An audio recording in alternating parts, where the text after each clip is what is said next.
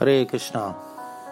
आज हम इस विषय पे बात करेंगे कि कैसे पृथ्वी माता गाय का रूप लेकर के ब्रह्मा जी के पास जाकर अपनी वेदना सुनाती है और कैसे कृष्ण प्रकट होने का संदेश देते हैं। एक बार ये संसार ऐसे राजाओं की अनावश्यक सैनिक शक्ति से बोझिल हो गया जो वास्तव में असुर थे किंतु अपने आप को राजा मान रहे थे। तब सारा संसार विशुद्ध हो उठा और पृथ्वी की अधिष्ठात्री देवी, जिसे भूमि कहते हैं, इन आसुरी राजाओं से उत्पन्न अपनी विपदाओं को बताने के लिए ब्रह्मा जी के पास गई।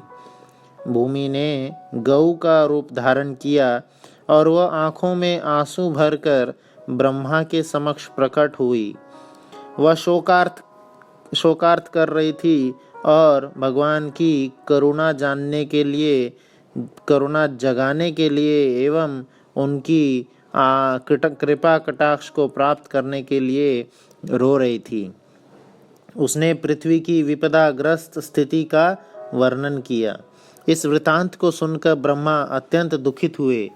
वे तुरंत क्षीरसागर के लिए चल पड़े, जहाँ भगवान विष्णु निवास करते हैं।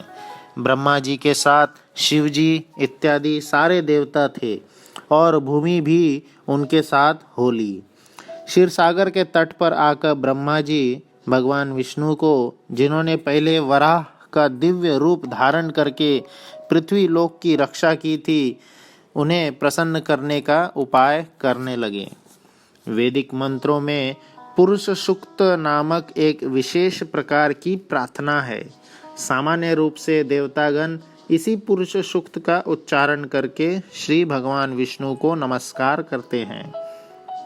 यहाँ यह ज्ञातव्य है कि जब भी किसी लोक में कोई उपद्रव होता है, उस लोक का अधिष्ठाता देव इस ब्रह्मांड के स्वामी ब्रह्मा जी के पास जा सकता है और ब्रह्मा जी भी परमेश्वर विष्णु के पास जा सकते हैं, किंतु वे वहीं प्रत्यक्ष दर्शन नहीं अपितु क्षीरसागर के तट पर खड़े होकर उनका प्रत्यक्ष दर्शन कर सकते हैं।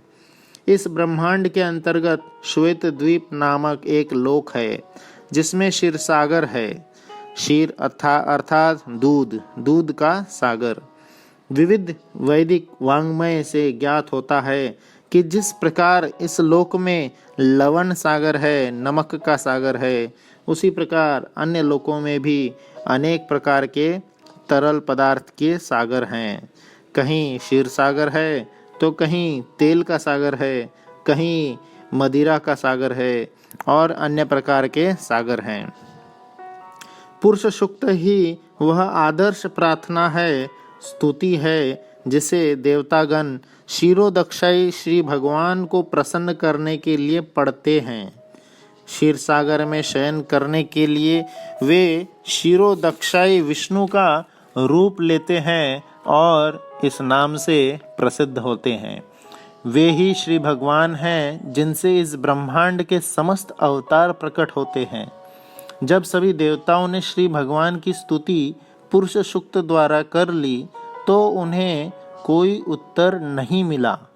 अतः ब्रह्मा जी स्वयं ध्यान करने में लग गए और तब भगवान विष्णु ने उन्हें एक संदेश भेजा। तेने ब्रह्म हृदय आदि कवये मुह्यन्ति यत् सूर्या। इस तरह से ब्रह्मा जी को हृदय में स्वयं श्री विष्णु जी ने एक संदेश भेजा। ब्रह्मा ने इस संदेश को देवताओं तक प्रेषित कर दिया। वैदिक ज्ञान प्राप्त करने का यही विधि है। यह वैदिक ज्ञान सर्वप्रथम श्री भगवान ने ब्रह्मा जी को हृदय के माध्यम से प्राप्त होता है।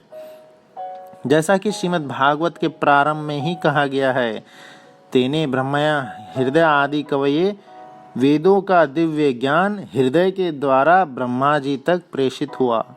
उसी प्रकार यहाँ भी केवल ब्रह्मा ही भगवान विष्णु द्वारा प्रेषित संदेश को समझ पाए और उन्होंने तुरंत कार्यवाही के लिए देवताओं को प्रसारित कर दिया।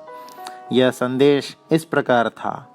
भगवान शीघ्र ही अपनी परम शक्तियों सहित पृथ्वी पर प्रकट होंगे, और जब तक वे पृथ्वी लोक में असुरों के संहार तथा भक्तों के संस्थापन का उद्देश्य पूरा करने के लिए रहेंगे, तब तक देवताओं को भी उनकी सहायता के लिए वहीं रहना होगा। उन्हें तुरंत उस यदुवंश में जन्म ग्रहण करना होगा जिसमें यथा समय भगवान भी प्रकट होंगे। भगवान श्री कृष्ण स्वयं वसुदेव के पुत्र के रूप में प्रकट होंगे। उनके प्रकट होने के पूर्व सारे देवताओं को अपनी अपनी पत्नियों सहित संसार भर के विभिन्न पवित्र परिवारों में भगवान को उनके कार्य में सहायता पहुंचाने के लिए प्रकट होना चाहिए। यहाँ पर तत्प्रियार्थम शब्द अत्यंत उपयुक्त है। सुखदेव गोस्वामी तत्प्रियार्थम शब्द के जरिए यह अर्थ हमें देना चाहते हैं जिसका कि देवताओं को चाहिए कि भगवान को प्रसन्न करने के लिए इस पृथ्वी पर प्रकट हों। दूसरे शब्दों में यह कहा जाता है कि कोई भी जीव जो भगवान को प्रसन्न करने के लिए ही जीवित रहता है वह देवता है, और जो खुद की प्रसन्नता के लिए, खुद के मजे करने के लिए जी रहा है वह दानव है। अतः देवताओं को यह जानकारी भी दी गई कि भगवान कृष्ण के अवतार के पूर्व पृथ्वी पर भगवान कृष्ण का पूर्ण अंश अनंत भी प्रकट होगा, जो अपने लाखों फनों से ब्रह्मांडों को धारण किए हुए हैं। उन्हें यह भी सूचित किया गया कि विष्णु की बहिरंगा शक्ति माया भी, जिससे समस्त बद्ध जीव आकृष्ट होते हैं, परमेश्वर के आदेश के अंतर्गत उनकी प्रयोजन सिद्धि के लिए उनकी बहन बन के प्रकट होगी। समस्त देवताओं तथा भूमि को भी मधुर वचनों से आदेश तथा सांत्वना देने के पश्चात समस्त प्रजापतियों के पिता ब्रह्मा जी अपने धाम सर्वोच्च लोक ब्रह्म लोक को चले गए। इस प्रकार से ब्रह्मा जी की द्वारा विष्णु जी का संदेश प्राप्त करके स्वयं धरती माता एवं सभी देवतागण भी प्रसन्न हुए और वे सब भी अपने लोक को प्रस्थापित हो गए।